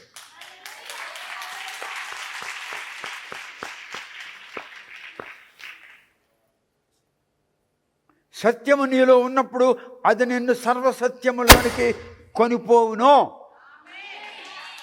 యేసు అన్నాడు, నేనే సత్యము. ఆయన నీలో ఉన్నప్పుడు you shall be led by him into the all truth.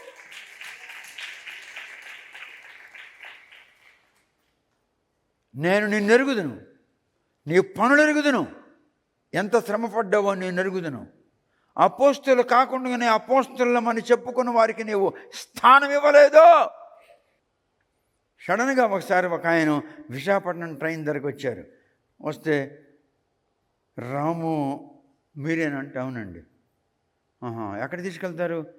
Hotel మెఘాలయలో మీకు రూమ్ బుక్ చేసి ఉన్నారండి.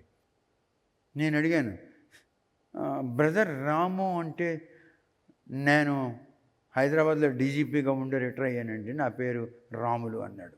నాకు చెమటలు పట్టింది ఒళ్ళు. ఆయన పాదధూళి నేను. I'm the dust of his feet. I'm the dust of that gentleman. I'm the dust of feet of that gentleman. ఆయన నన్ను తీసుకెళ్ళడానికి విశాఖపట్నం రైల్వే స్టేషన్కి రాగాన అప్పుడు నేను అనుకున్నాను, this is the plan of God.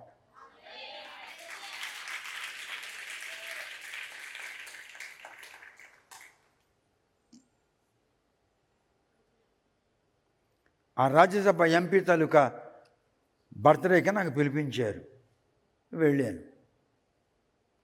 అప్పుడు అనుకున్నాను, దేవుని యొక్క ఏర్పాటు లేకుండా ఇంత పెద్ద మహానుభావుడు స్టేషన్కి వస్తాడా? ఆయన పాదధూళి అయిన నన్ను హోటల్కి తీసుకెళ్ళడానికి. What's wonderful. It's amazing because our Lord is a wonderful lord.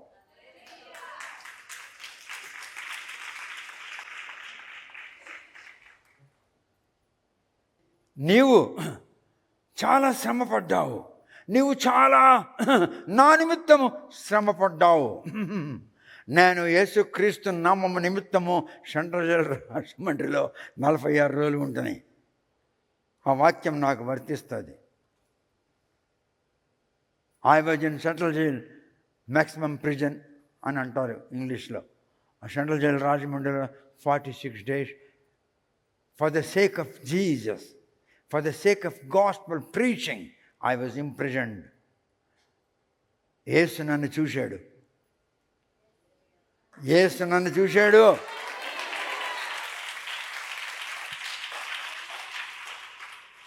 Ephesus సంఘమునకు పరిశుద్ధ పౌలు ఏ విధంగా వాక్యం బోధించేవాడు, అలాగే హోలీ క్రిస్టియన్ అనేటటువంటి మీకు నేను వాక్యం బోధిస్తున్నాను.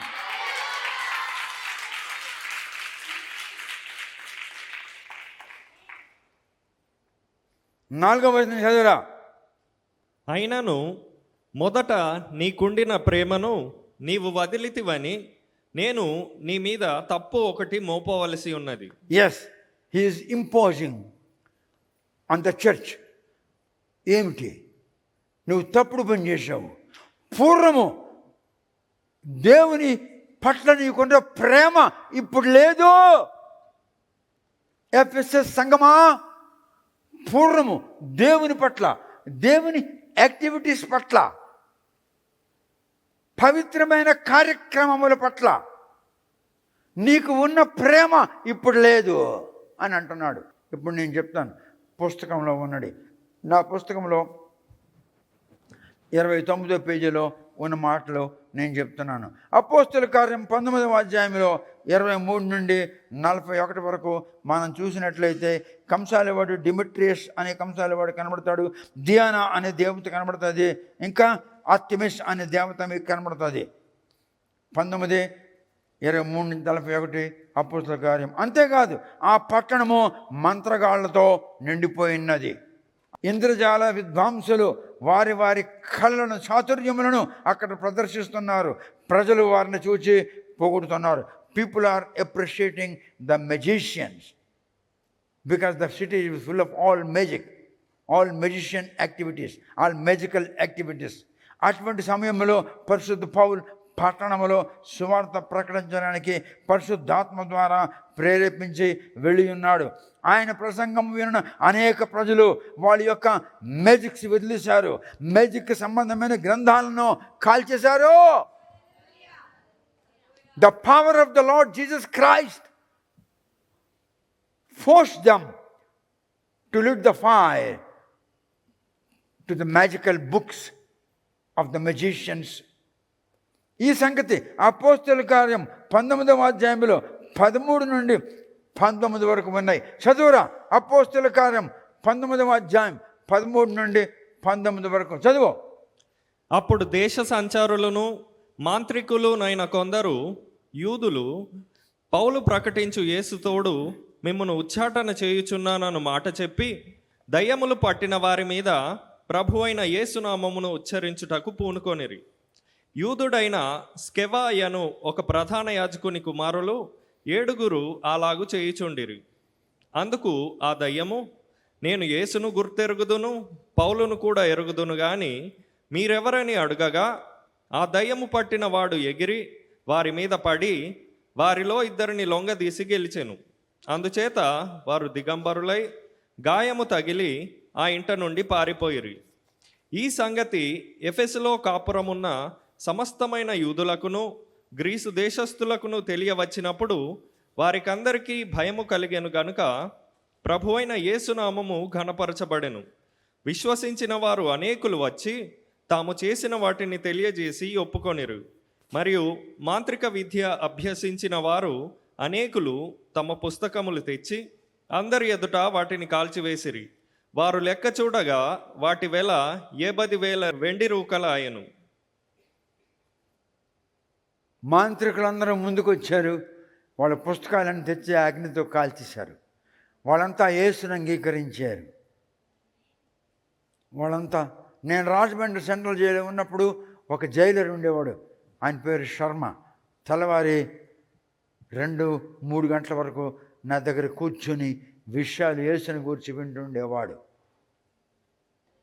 మీరెవరయ్యా అన్నాను. నేను జైలర్ని అన్నాడు.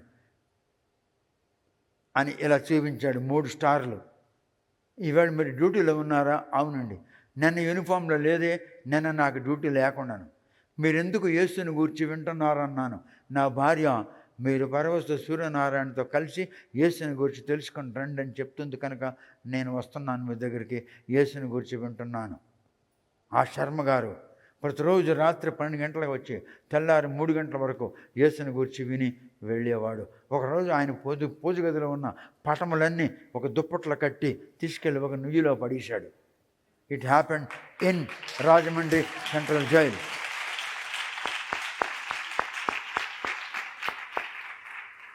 ఆ మాట ఆయనే నాకు చెప్పాడు. మరి ఇప్పుడు మీ పూజ గది ఖాళీ అయిపోయింది కదా? లేదండి, నిన్న నేను రాజమండ్రి యావత్తు తిరిగాను. ఒక యేసుప్రభు క్యాలెండర్ దొరికింది, పెద్ద క్యాలెండర్. తీసుకొచ్చి దానికి ఫ్రేమ్ కట్టుకొని పూజ గదిలో పెట్టుకున్నాను. క్యాలెండర్ యేసుప్రభు కాడండి, మా తృప్తి కొరకలో పెట్టుకున్నాం. ఓకే, యేసు నామమున మీరు ప్రార్థన చేస్తే యూ విల్ బి సేవ్డ్ అన్నాను. యేసు నామమున మీరు ప్రార్థన చేస్తే మీకు మోక్షము కలుగుతుంది, మీకు పరిత్రాణం కలుగుతుంది, ఎందుకంటే ఆయన పరిత్రాణకర్త అని చెప్పాను. ప్రతిరోజు 12 గంటల నుంచి 3 గంటల వరకు నా దగ్గరకు వచ్చి కూర్చొని యేసుని గురించి మాటలు వినేవాడు.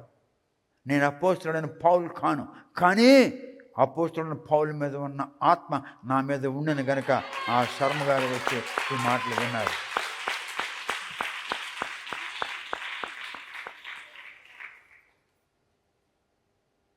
ఆయన చెప్పాడు, ఒక పాత దుప్పట్లో పటాలని కట్టి ఒక బావిలో ఎత్తేసాను సార్ అన్నాడు. అలాగెందుకు చేశారు అంటే, మీరు చెప్పింది విన్న తర్వాతను యేసే దేవుడని గ్రహించాను.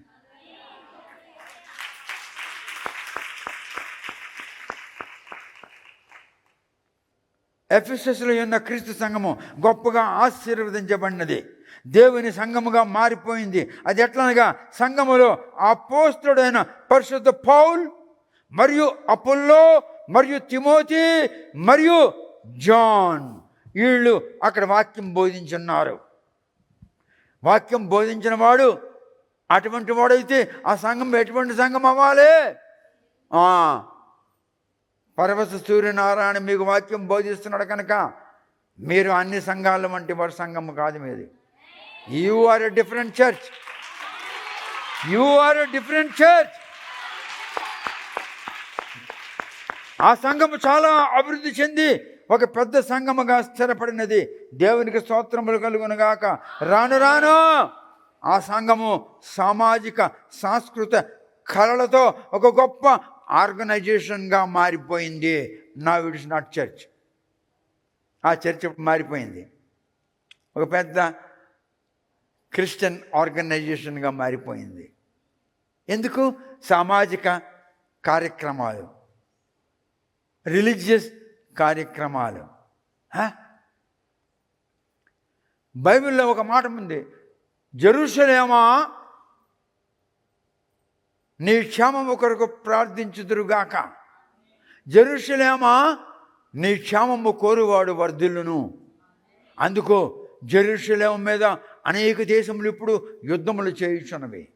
జెరూషలేము యొక్క క్షేమము కొరకు, జెరూషలేములో యూదుల యొక్క క్షేమము కొరకు, ఇజ్రాయేలీల క్షేమము కొరకు, వాళ్ళ ప్రైమ్ మినిస్టర్ బెంజమిన్ నెతన్యాహు యొక్క క్షేమము కొరకు, వాళ్ళ జనరల్స్ క్షేమము కొరకు, వాళ్ళ సోల్జర్స్ క్షేమము కొరకు, వాళ్ళ కమాండర్స్ క్షేమము కొరకు మనము ఉపవాసంతో రేపు అక్టోబర్ 2వ తారీఖున ప్రార్థన చేయబోతున్నాము. ఎందుకు? నీ క్రియలు నేను ఎరుగుదును. నీ క్రియలు నేను ఎరుగుదును. We must fast and pray. జెరూషలేము యొక్క క్షేమము కొరకు ప్రార్థించుడి, అప్పుడు మీరు దీర్ఘాయుష్మంతులై వర్ధిల్లుదురు. వర్ధిల్లకపోయినను it's our responsibility to pray for the safety of Jerusalem. God bless you. Praise the Lord. ఎఫెసస్లో అయిన క్రీస్తు సంఘము గొప్పగా ఆశీర్వదించబడిన దేవుని సంఘము. కానీ అది అలా ఆశీర్వదించబడడానికి కారణం ఏమిటంటే పౌలు గారు, అపోల్లో గారు, తిమోతి గారు, అపోస్తలుడైన జాన్ గారు, ఆఖరి అపోస్తలుడు, వీళ్ళు ఆ చర్చిలో ప్రసంగములు చేసి ఉన్నారు. వాళ్ళు ఆ చర్చిలో సువార్త ప్రకటించి ఉన్నారు. ఆ సంఘము దేవుని యొక్క ప్రేమలో వర్ధిల్లుచున్నది. కానీ ఇప్పుడు సాంస్కృతిక కళలతో, సామాజిక కళలతో, మతపరమైన యాక్టివిటీస్తో ఇప్పుడు నిండిపోయింది. ఇప్పుడు ఎఫెసస్ అనే సంఘము ఇట్స్ ఎ బిగ్ క్రిస్టియన్ ఆర్గనైజేషన్గా మారిపోయింది. మీకు దేవునితో సంబంధం ఉన్నవారు, మీరు దైవ జనాంగమై ఉన్నారు. దేవుని యొక్క దృష్టి మీ మీద ఉన్నది. మీకు సరి అయిన బోధ అపోస్తలుడైన పౌలు చేసినట్లుగా, తిమోతి చేసినట్లుగా, అపోల్లో చేసినట్లుగా, జాన్ ద ఎపిసోడ్ చేసినట్లుగా నేను మీకు బోధిస్తున్నాను.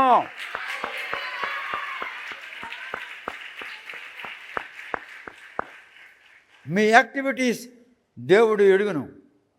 మీ యాక్టివిటీస్ దేవుడు ఎరుగును.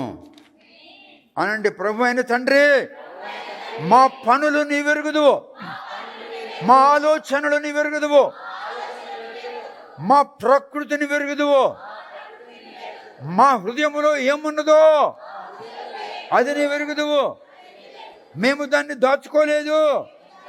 మేము క్రైస్తవ ఆర్గనైజేషన్ కాదు, మేము క్రీస్తు యేసు సంఘము, మేము క్రీస్తు యేసు జనులము. మాలో యేసు ఉన్నాడు, పరిశుద్ధాత్ముడు ఉన్నాడు. మాకు పరిశుద్ధాత్ముడు నడిపించుచున్నాడు, పరిశుద్ధాత్ముడు మాకు బోధించుచున్నాడు.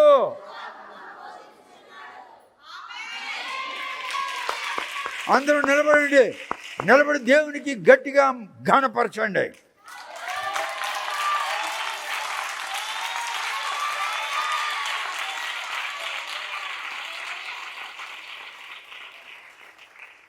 హల్లెలూయా. Praise the lord.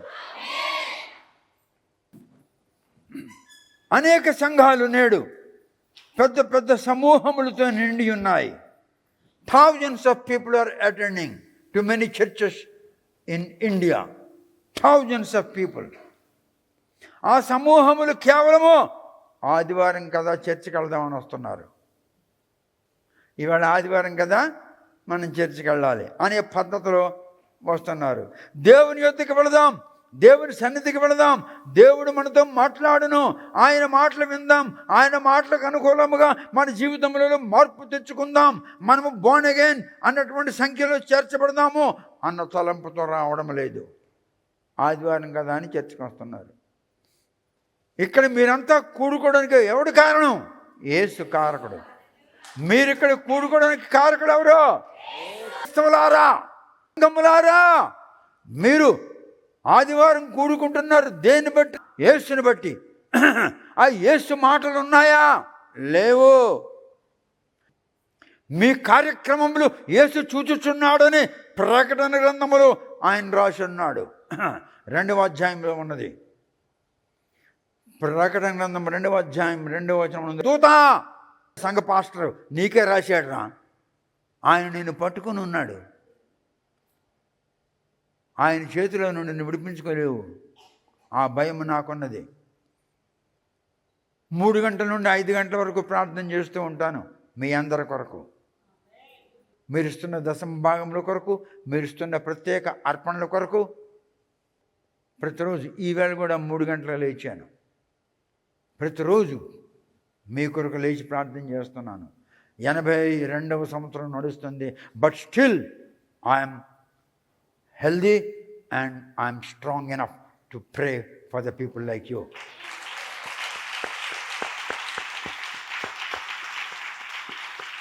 నా కుమారుల కొరకు, నా కోడల కొరకు, నా కూతురు కొరకు, నా భార్య కొరకు, మీ కొరకు, మీ పిల్లల కొరకు, మీ భార్యల కొరకు, మీ భర్తల కొరకు, మీ భవిష్యత్తు కొరకు, మీ ఉద్యోగాల కొరకు, మీ ప్రయాణముల కొరకు ప్రతిరోజు నేను 3 గంటలు లేచి ఉదయం ప్రార్థన చేస్తున్నాను. ఎందుకంటే that responsibility God has given me.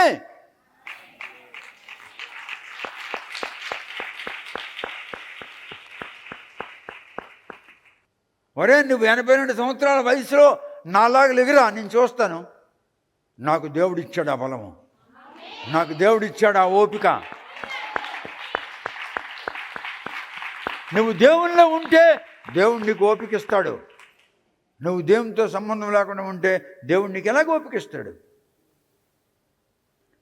నా దేవుడైనటువంటి సృష్టికర్త, ఆయన నా భర్త అయి ఉన్నాడు, ఆయన నా ప్రభు అయి ఉన్నాడు, ఆయన నా దేవుడై ఉన్నాడు.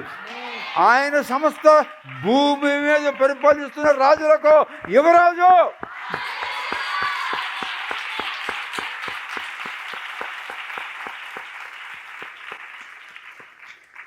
My God is life. My God can see, can talk, and my God can walk. People to whom they are worshipping gods, saying gods, they can't walk, they can't talk, they cannot see, they cannot hear, because they are not gods.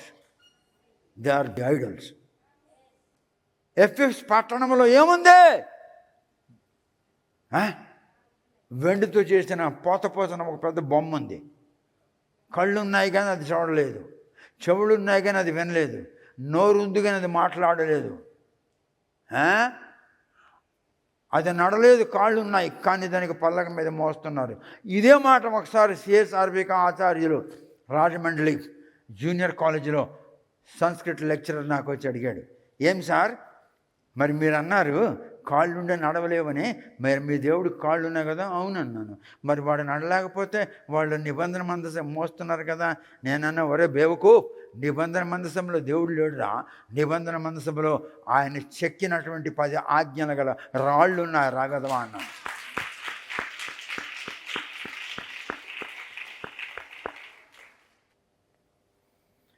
మనుషులు కూడుకుంటున్నారు, యేసుని బట్టి కూడుకుంటున్నారు, కానీ యేసుక్రీస్తు సన్నిధి అక్కడ లేదు. అక్కడ యేసుక్రీస్తు సన్నిధి ఉన్నట్లు వారు మర్చిపోయారు. ఎందుకంటే the churches have become a best organizations. యేసే వాళ్ళు కూడుకకు కారణమని వారికి తెలియదు, వాళ్ళు మర్చిపోయారు. ఈ సంఘాలు, ఈ మనుష్యులు వాళ్ళ అతిక్రమములు ఒప్పించుటకు యేసు ఆత్మ అక్కడ ఉండెను. ఇప్పుడు యేసు ఆత్మ అక్కడ లేదు. యేసు ఆత్మ ఆ చర్చి నుండి బయటికి వెళ్ళిపోయింది. మొదటి సమయాల గ్రంథం 3వ అధ్యాయము చదువు. అక్కడ ఇలాయి, వాడి పేరు ఇలాయి, ఆయన ప్రధాన యాజకుడిగా ఉన్నాడు. ఆయన పండుకొని ఉన్నాడు. బాలుడైన సమూయేలు కూడా అక్కడ పండుకొని ఉన్నాడు. బాలుడైన సమూయేలుకి దేవుడు పిలుస్తున్నాడు, సమూయేలు గబగబ వెళ్ళి దైవజెండా నన్ను పిలిచావు, పెళ్ళేదలు పడుకోరా. సమూయేలు దైవజెండా నన్ను పిలిచావా, నేను పెళ్ళేది, వెళ్ళి పడుకోరా. సమూయేలు దైవజెండా పిలిచావా, నేను పెళ్ళేది, ఈసారి నీకు ఎవరైనా పిలిస్తే ప్రభువా నేను ఆలకించుచున్నాను, ఆజ్ఞాపించు, నేను ఇక్కడ ఉన్నాను అని చెప్పరా అన్నాడు. ప్రధాన యాజకుడు ఇలై, దేవుని స్వరం అంటే దేవుని యొక్క రైమ. రైమ అంటే దేవుని నోటి నుండి వచ్చిన శబ్దము అని అర్థము. అప్పుడు అన్నాడు, అటువంటి పిలుపుని విన్నట్లయితే ప్రభువా నేను ఆలకించుచున్నాను, ఇక్కడ ఉన్నాను, ఆజ్ఞాపించుము అని చెప్పరా అన్నాడు. ఇప్పుడు దేవుని నోటి నుండి వచ్చిన రైమ ప్రధాన యాజకుడు ఎవడు? ఇలై వినాలా లేక బాలుడైన సమూయేలు వినాలా? మరి దేవుడు ఇలైతో మాట్లాడడం లేదు. ఒరే యాజకులారా, ఒరే బోధకులారా, ఒరే పాస్టర్లారా, ఒరే పరమశ సూర్యనారాయణ, నీతో నేను మాట్లాడాలనుకుంటున్నాను, కానీ మీరు నాతో సంబంధం లేకుండా జీవిస్తున్నారు కనుక నేను మీతో మాట్లాడను రా అని అంటున్నాడు దేవుడు. ఏంటి పడుకున్నావు? తెల్లవారితే పరిశుద్ధ సంస్కారం, లెగో. అప్పుడు నేను లేచిపోయాను. మరి దేవుడు నాతో మాట్లాడుతున్నాడు, నీతో మాట్లాడుతున్నాడా? నేను అంటున్నాను, ప్రభువా చదువులేని వాడును, మూర్ఖుడును, జ్ఞానం లేని వాడును, ప్రభువా రాళ్లను పూజ చేసిన వాడును, ప్రభువా బొమ్మలను పూజ చేసిన వెధవనే, రాళ్ళు బొమ్మలను, రాగితో చేసిన బొమ్మలను, ఇతరుతో చేసిన బొమ్మలను, కంచుతో చేసిన బొమ్మలను పూజించిన వెధవని కనికరించవా, కటాక్షించవా? అప్పుడు నాకు దేవుడు స్వరం వినిపిస్తున్నాడు, ఆయన రైమా వినిపిస్తున్నాడు. నేను ఆలకించుచున్నాను, నాతో మాట్లాడుచున్నాడు. నాతో మాట్లాడినవాడు మీతో మాట్లాడాలంటే నాలాగా జీవించండి రా, మీరు నాలాగా జీవించండి. ఎఫెసస్ సంఘ చరిత్ర పార్ట్ 3 మీరు వింటున్నారు. యేసు యొక్క సన్నిధి అచ్చట ఉన్నట్లు వాళ్ళు మర్చిపోయారు. వీళ్ళకి తెలియదు యేసు ప్రభువే మనం కూడుకోవడానికి కారణం. కానీ యేసు ప్రభు మన మధ్యలో లేడు. మన మధ్యలో సాంఘిక కార్యక్రమాలు, మన మధ్యలో రాజకీయ కార్యక్రమాలు, రిలీజియస్ యాక్టివిటీస్ మన మధ్యలో ఉన్నవి. యేసు ప్రభు లేడు. షిలోహ మందిరంలో యెహోవా ఉన్నాడు. ప్రధాన యాజకుడు ఇలై పడుకొని ఉన్నాడు. స్వరం వినడం లేదు. వాడికి ఎలాగ స్వరం వినబడదో, బోధకులారా మీకు కూడా అలాగే స్వరం వినబడదురా. నాలాగా జీవించండి రా. రైమ మీరు వింటారు. రైమ అంటే దేవుని నోటి నుండి వచ్చిన శబ్దము. Praise the lord.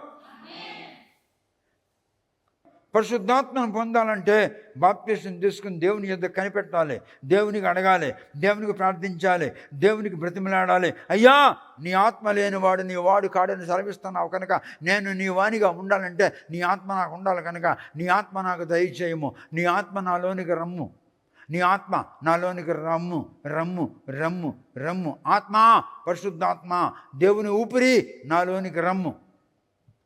ఎఫెసస్ సంఘము ప్రారంభములో ప్రభువైన యేసు క్రీస్తునే కేంద్రముగా చేసుకొని అన్ని విధముల ఆశీర్వాదములు అందుకొని ఉన్నది. ఎఫెసస్ సంఘము రాను మెల్లగా దేవుని సంఘము ఒక మంచి పేరుగాంచిన క్రిస్టియన్ ఆర్గనైజేషన్గా మారిపోయింది. పరిశుద్ధాత్మ అందులో లేడు. దేవుని యొక్క దీపము సంఘము నుండి వెళ్ళిపోయింది అని రాయబడి ఉంది. The lamp of the lord went out of the temple అని ఉన్నది. తెలుగులో అనువాదం రాంగ్ ఉండొచ్చు. The lamp of the lord went out of the temple అని బైబిల్లో ఉన్నది. చదువు, తెలుగులో చదువు. దీపము ఆరిపోక మునుపు సమూయేలు దేవుని మందసమున్న యెహోవా మందిరములో పండుకొని ఉండగాను యెహోవా సమూయేలును పిలిచెను. అతడు చిత్తమండి నేనున్నానని చెప్పి ఏలీ దగ్గరకు పోయి, నీవు నన్ను పిలిచితివి కదా, నేను వచ్చినానెను. అతడు, నేను పిలవలేదు, పోయి పండుకోమని చెప్పగా అతడు పోయి పండుకొనెను. యెహోవా మరలా సమూయేలును పిలువగా సమూయేలు లేచి ఏలీ యొద్దకు పోయి, చిత్తము, నీవు నన్ను పిలిచితివి గనుక వచ్చితినా నేను. అయితే అతడు, నా కుమారుడా, నేను నిన్ను పిలవలేదు, పోయి పండుకొమ్మనెను. సమూయేలు అప్పటికి యెహోవాను ఎరగకుండెను. యెహోవా వాక్కు అతనికి ఇంకా ప్రత్యక్షము కాలేదు. యెహోవా 3వ మారు సమూయేలును పిలవగా అతడు లేచి ఏలీ దగ్గరకు పోయి, చిత్తము, నీవు నన్ను పిలిచితివే, ఇదిగో వచ్చితిని అనగా, ఏలీ యెహోవా ఆ బాలుని పిలిచినని గ్రహించి, నీవు పోయి పండుకొమ్ము, ఎవరైనా నిన్ను పిలిచిన ఎడల యెహోవా నీ దాసుడు ఆలకించుచున్నాడు, ఆజ్ఞనిమ్మని చెప్పుమని సమూయేలుతో అనగా, ఇవన్నీ మీకు చెప్పాను. ఇప్పుడు చూడండి, 1 సమూయేలు గ్రంథం 3వ అధ్యాయంలో 3వ వచనం, the lamp of God went out in the temple of the lord wear the arc of God was. The lamp of God went out. దేవుని యొక్క వెలుతురు, దీపము, దేవుని యొక్క మహిమ వెళ్ళిపోయింది. ఈనాడు ఈ చర్చిల్లో దేవుని యొక్క మహిమ లేదు, యేసు లేడు. No more Jesus in the churches nowadays in this country. ఎక్కడో మీలాంటి వాళ్ళ మధ్యన దేవుని ఆత్మ సంచారం చేయుచున్నాడు.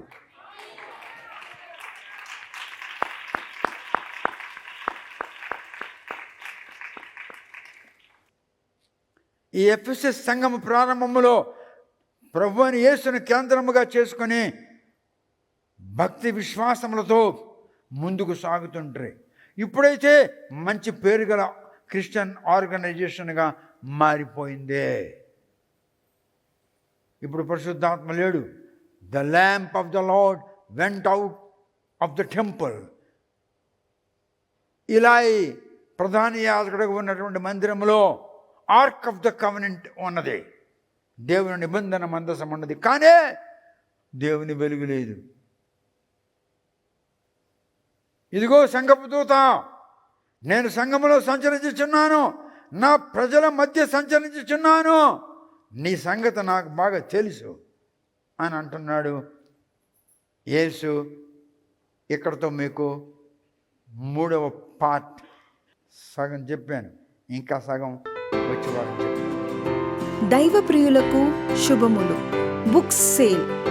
ఫాదర్ పరవస్తు గారు రచించిన 9 గ్రంథములు కేవలం 6,500 రూపాయలకే రిజిస్టర్ పోస్ట్ ద్వారా లభించును.